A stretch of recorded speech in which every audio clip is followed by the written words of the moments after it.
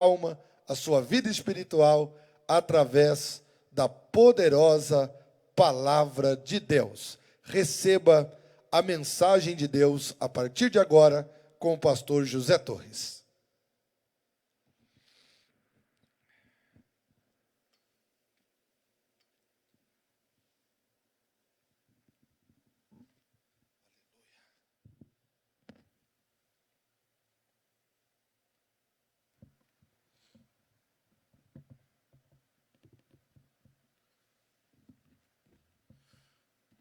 Meus amados irmãos, amigos, ouvintes da Palavra de Deus que nos acompanha neste momento, que a graça e a paz de Deus, nosso Pai, e do seu Filho amado Jesus Cristo, seja com todos vocês. É uma alegria estarmos nesta casa, novamente para adorar, para louvar, bendizer ao nosso Deus, pois nele nós nos movemos, nós vivemos, nós existimos. Deus é o Senhor da vida. E nós estamos aqui para tributar o nosso louvor, a nossa adoração. Queremos deixar também a nossa gratidão ao nosso amado pastor, pelo privilégio, pela alegria de estarmos aqui na casa do Senhor, juntamente com Ele, para louvar a Deus e também ser um canal de bênção para a sua vida através da ministração da palavra.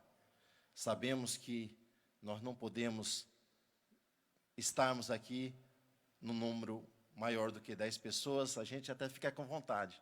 Quando chega no horário do culto, né, a gente, oh, meu Deus, eu queria estar lá, mas não podemos, meus irmãos. É bom estarmos na casa do Senhor. Queria ler com vocês uma passagem que se encontra no livro de 2 Reis, capítulo 4. Diz assim a palavra do Senhor. E uma mulher das mulheres dos filhos dos profetas clamou a Eliseu, dizendo: Meu marido, teu servo morreu, e tu sabes que o teu servo temia ao Senhor. E veio o credor a levar-me os meus 2 filhos para serem escravos. E Eliseu lhe disse: Que hei de eu fazer? Declara-me o que tens em casa. E ela disse: Tua serva não tem nada em casa, senão uma botija de azeite. Então disse ele: Vai, pede para ti vasos emprestados a todos os teus vizinhos, vasos vazios, não poucos. Então, entra e fecha a porta sobre ti e sobre teus filhos, e deita o azeite em todos aqueles vasos, e põe à parte o que estiver cheio. Partiu, pois, dele e fechou a porta sobre si e sobre seus filhos. E eles lhe traziam os vasos, e ela os enchia. E sucedeu que, cheio que foram os vasos, disse a seu filho: Trazei-me ainda um vaso. Porém, ele lhe disse: Não há mais vaso algum. Então o azeite parou. Então veio ela e o fez saber ao homem de Deus. E ele disse: Vai, vende o azeite e paga a tua dívida, e tu e a teus filhos vivei do resto. Amém, meus amados? Podeis assentar. Quando eu aqui cheguei, o nosso pastor já estava orando, e na sua oração eu ouvi ele citando um texto da palavra de Deus, e esse texto eu gostaria de usar como um título para essa leitura que nós fizemos aqui nesta manhã. Romanos 8, 28, está escrito: Sabemos que todas as coisas cooperam para o bem daqueles que amam a Deus, daqueles que foi chamado para o seu propósito. Essa palavra sabemos, no original, é eidô. Significa preste atenção, é usado para isso, para prestar atenção. Então, do versículo 18 em diante, do capítulo 8 de Romanos, nós vamos ver que Paulo está falando de aflição. Paulo vai falar de esperança. E ele vai concluir mais na frente dizendo: se Deus é por nós, nada será contra nós. Então, diante de um cenário contrário, de aflição, onde não há esperança, Paulo está dizendo: preste atenção, fique sabendo que todas as coisas trabalham, contribuirão para o bem daqueles que amam a Deus. O que está nos mostrando aqui, o que Paulo está dizendo nesse contexto, é que crises existem e sempre existirão. Estamos num mundo de crise, mas o que me alegra o meu coração, alegra a minha alma e deve alegrar a tua alma também, aí você que está me ouvindo, embora haja crise, o mundo está em crise, o céu não entrou em crise, porque há um Deus soberano, um Deus imortal, um Deus todo-poderoso, que Ele está atento a todos os eventos e Ele pode, a qualquer momento, acalmar esta crise ou nos fazer passar por ela, nos mantendo de pé, porque todas as coisas vão contribuir ao nosso favor. Então, todas as coisas, ele está dizendo, todas as coisas irão cooperar para o bem daqueles que amam a Deus. E lendo esse texto, nós encontramos um cenário de crise. 3 anos e meio de seca, ali naquela região, nós vamos ver que essa crise, ela afetou alguns durante a crise, mas quando a crise cessa, outros ainda vão ser alcançados. Em algum momento a crise chega. Se não chegar no momento, ela pode chegar depois, porque existe vários tipos de crise. A crise aqui era uma seca, mas a crise emocional, a crise de identidade, a crise financeira, a crise conjugal, a crise familiar, nós vivemos nesse cenário. Mas o que nos conforta, meus irmãos, é nós sabemos que se formos fiéis a Deus, todas as coisas caminharão para o nosso bem, caminharão para o nosso benefício. Então a crise chegou e chega sobre todos. O texto diz que o homem temia Deus. Era um homem que temia Deus. Então, diante daquele cenário, aquele homem era o provedor da sua família. Naquela época, geralmente, era quase o mínimo as mulheres que trabalhavam, mas o sustento do lar era do esposo, diferente do quadro que aqui nós estamos vivendo. E diante dessa crise veio uma calamidade. Houve o quê? A perda daquele provedor, daquele sustentador ali, daquele lar. E nós aprendemos, primeiramente, que diante da crise, nós temos que deixar um legado para a nossa família. O que aprendemos com a crise? A primeira coisa que nós aprendemos com a crise é que nós temos que estar preparado para ela. Temos que ter reserva. Infelizmente, no momento de bonança, nós vemos que muitos vivem uma vida de consumismo, uma vida materialista, depositando tudo aquilo que ele tem em coisas materiais, gastando em coisas supérfluas, enquanto que nós temos que gastar o nosso dinheiro naquilo que é necessário, naquilo que é útil. Porque em qualquer momento nós não sabemos quando vem um vento contrário, quando vem a crise. Mas nós temos que estar preparado para ela.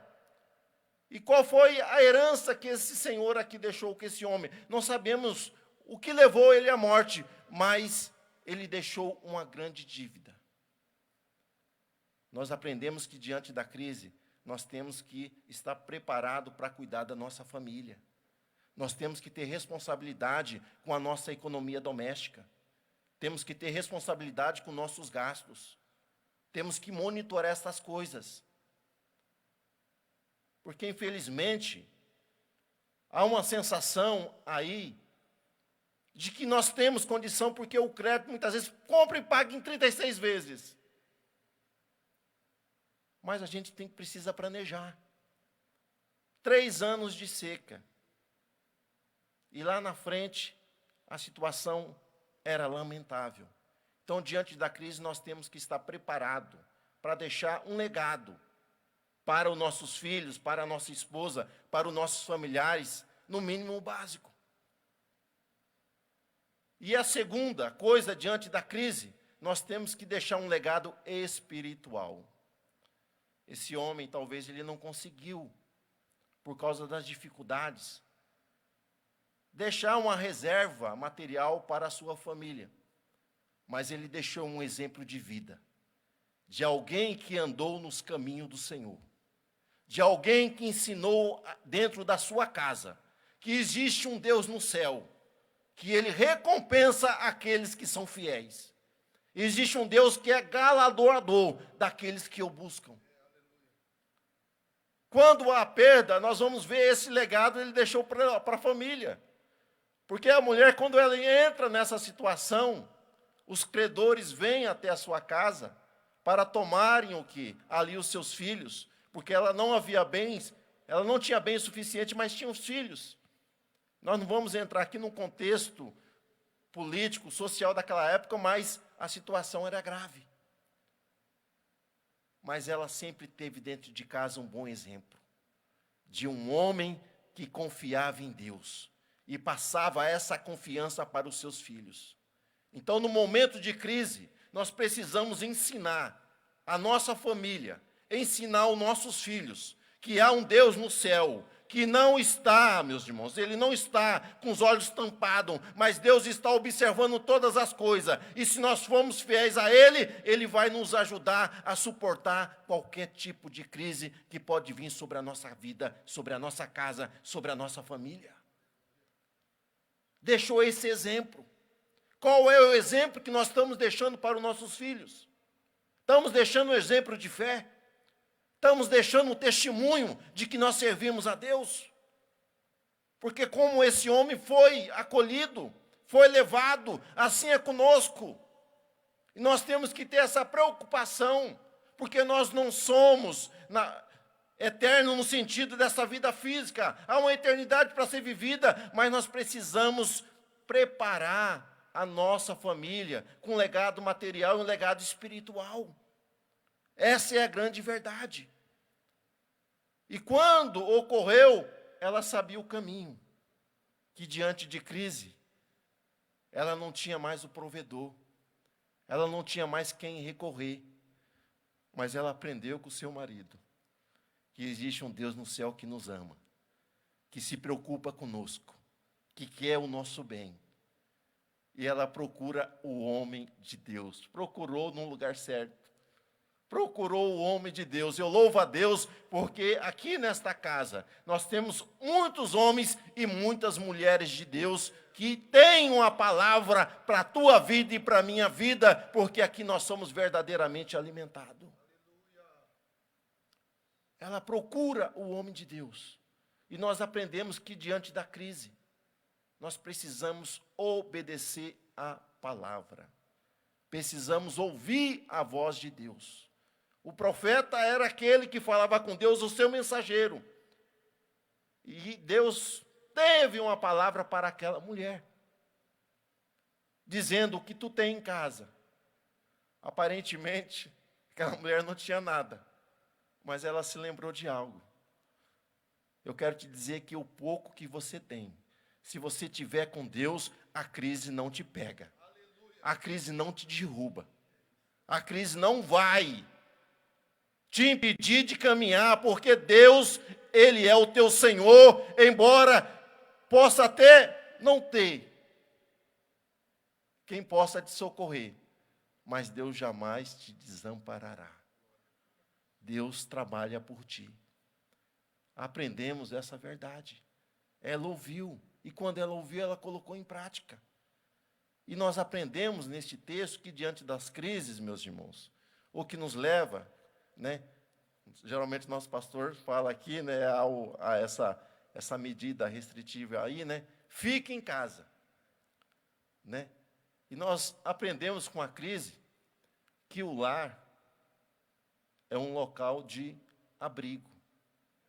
O lar é um lugar de proteção, é um lugar de comunhão, é um lugar de relacionamento, comunicação, porque infelizmente muitas pessoas se apegam ao serviço e se esquecem do lar, se esquecem da casa, se esquecem da família. Como é bom sentar a família toda em volta da mesa, se relacionar, está todo mundo dentro de casa, a harmonia, a comunhão, que coisa maravilhosa, meus irmãos, que coisa tremenda. E muitas vezes nós não conseguimos isso no dia a dia. Ali em casa, geralmente todo mundo trabalha, então geralmente é só no sábado, no domingo, para estarem juntos, assentados na mesa. Então esse tempo, essa oportunidade, geralmente não ocorre. E quando a gente tem um tempo, a gente vê como é bom estar reunido em união, em comunhão com a família. E quando falo em lar, nós temos que cuidar da nossa casa. A notícia que eu tive na sexta-feira é que existe aqui em Três Lagoas 1.600 casos de dengue. Sabemos que a transmissão é pelo mosquito. Ele pica, a picada é somente geralmente durante o dia, ele não pica à noite. E ele anda, segundo alguns cientistas, até 1 quilômetro. Por que essa crise toda de 1.600 pessoas que foram infectadas? É porque muitas pessoas não têm cuidado do seu lar, não têm cuidado da sua casa, não têm cuidado do seu quintal. E aí você pega essa mistura explosiva. 1.600 pessoas já num quadro debilitado, já num quadro com uma baixa imunidade. Esse vírus chegando, encontrando um ambiente desse. Quantas pessoas irão falecer? E aí, meu Deus, não cuida da sua casa, não cuida do seu lar. E aí vai querer clamar. Meus irmãos, nós temos uma responsabilidade social com a nossa família, com a nossa casa, com a nossa igreja, com a sociedade que nós estamos vivendo. Nós não vivemos sozinhos, vivemos num mundo que nós precisamos de bons relacionamentos e atitudes de preservação da vida. As pessoas não pensam nisso. Pensam somente quando chega, mas a gente tem que preparar, tem que antecipar essas coisas. A crise chegou. E nós vamos ver para essa mulher ser abençoada. Não dependia somente dela, mas ela dependia dos outros. O que nós aprendemos com a crise é que precisamos ter bons relacionamentos. Bons relacionamentos com o próximo. O profeta disse para ela, olha, vai na tua casa e você procura os teus vizinhos e peçam vasilhas, peçam vasos, não poucos, mas você peça. Será se ela não tivesse um bom relacionamento com o vizinho, ela teria vazia? Alguém iria emprestar para ela? Dificilmente, mas nós temos que ter bom relacionamento, meus irmãos. O provérbio diz, lança o teu pão sobre as águas, porque depois de muitos dias você o achará. O que ele está dizendo? Faça o bem no momento que você tem oportunidades. Porque lá na frente você ajuda quem precisa, se você precisar, alguém vai te dar a mão amiga. Precisamos de bom relacionamento. Vivemos em dias de crise, que há posições conflitantes entre as outras, isso é natural. Mas nós não podemos entrar numa inimizade, porque alguém pensa contrário. Temos que ter harmonia, ter empatia para com o outro, mesmo que ele pense contrário. Um bom relacionamento.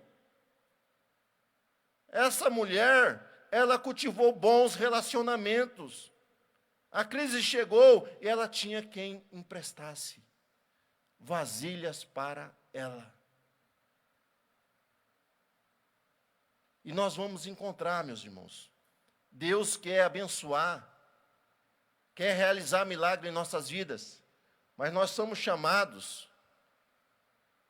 O milagre é para a família, não é individualmente. O profeta diz: vai, entra na tua casa e fecha a tua porta. Nós queremos que Deus age na nossa vida, age no meio da nossa família, só que nós não fechamos a porta para o mundo, não fechamos a porta para as coisas do mundo. E aí queremos que os nossos filhos tenham experiência com Deus, queremos ter experiência com Deus enquanto a porta está aberta. Mas o profeta diz: entra na tua casa e fecha a tua porta. Como é que anda a porta da tua casa? O que tem entrado dentro do seu lar? Há momentos que nós temos que tomar algumas atitudes drásticas. Fechar a porta. E quando ela fecha a porta, nós vamos ver que o milagre vai acontecer. E ela chama os filhos. Os filhos precisam participar, meus irmãos, da nossa espiritualidade, da nossa comunhão, do nosso relacionamento com Deus. Porque o milagre ocorreu quando a família estava reunida. Ela começou a derramar o azeite, e o azeite foi multiplicando, e os filhos vendo aquilo. Como é que os seus filhos estão vendo a sua vida com Deus? Como é que os teus filhos te observam diante do relacionamento com o teu próximo, com o teu semelhante? O milagre veio, o milagre aconteceu. Mas o que nos chama a atenção, porque tem gente que quer milagre, mas não quer fazer nada, não quer tomar atitude. E quando o milagre chega, estaciona. Mas o milagre chegou na casa dessa mulher, e essa mulher procurou o profeta. E o profeta diz: o milagre aconteceu, mas você quer continuar sendo abençoada? Vai e trabalha. Vende o que você tem. Você se esforça para trabalhar com o milagre que Deus realizou na sua vida. Então Deus não vai fazer milagre para nós ficarmos parados. Deus irá fazer milagre, meus irmãos, para que nós venhamos trabalhar. Trabalhar para Ele, trabalhar para a família, trabalhar para o próximo, trabalhar para o nosso semelhante. Nós somos chamados para interagir. E nós aprendemos essas coisas diante dessa crise que nós estamos vivendo. Precisamos tomar uma atitude de homens e mulheres que temam a Deus, que confiam na sua palavra. Precisamos criar reserva. É muito difícil criar reserva material, isso é verdade. Só que reserva espiritual, isso é fácil. Isso se cria na intimidade com Deus. Porque os ímpios dos pais, aqueles que têm intimidade com Deus, eles encontrarão descanso, eles encontrarão renovação, eles encontrarão força para caminhar diante de circunstâncias contrárias. Deus quer nos abençoar. Como usamos o título aqui, Romanos, preste atenção. Se você for fiel, se você cooperar com Deus, todas as coisas vão contribuir para o teu bem. Para o teu bem. Essa palavra que Deus colocou no meu coração para ti. Quinta-feira, quando eu fui dormir, eu cutuquei na minha esposa, falei: você está acordada? Ela falou: estou. Falei: olha, tive uma palavra aqui, e a palavra foi essa. Como nós devemos nos posicionar diante de crise. Ontem eu fui buscar o Juliano, só que na sexta-feira, Deus disse: você vai pregar. 2 oportunidades, Eu estava nessa cidade, o pastor me chamou. Eu falei, Jesus, né? Deus não me avisou, né? Mas agora Deus avisou. Eu falei, meu pai, que palavra eu vou levar? E Deus me lembrou. Falou, sabe aquilo que eu falei para você na quinta? Fale para o meu povo. Como que eu quero que eles se coloquem diante dessa crise. Aprendam a depender de mim. Aprendam a confiar em mim.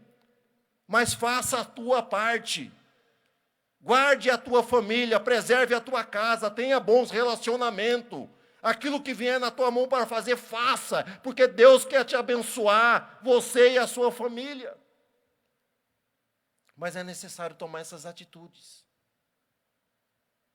Deus nos abençoa. É necessário nos crermos. Se Deus abençoa até o ímpio através da nossa vida, quanto mais aqueles que nós somos irmãos. Meus amados, o horário já nos chama para terminar. Mas a mensagem de Deus para a tua vida é essa. Você sabe que existe um Deus soberano, um Deus fiel. Se você for fiel a Ele e cumprir alguns desses pré-requisitos, certamente você vai vencer essa crise. Você vai passar por ela cantando. E que Deus nos ajude, que Deus nos dê graça, para que verdadeiramente nós possamos, meus irmãos, andar na sua palavra. Porque é a única maneira de nós termos segurança nesse mundo que vivemos. É ouvirmos a palavra de Deus e a praticarmos em nossa vida. Que Deus me ajude, que Deus te ajude, que nós continuamos caminhando debaixo da tua vontade, debaixo da tua palavra, para alcançarmos vitória na nossa caminhada. E eu agradeço a oportunidade que foi nos dada em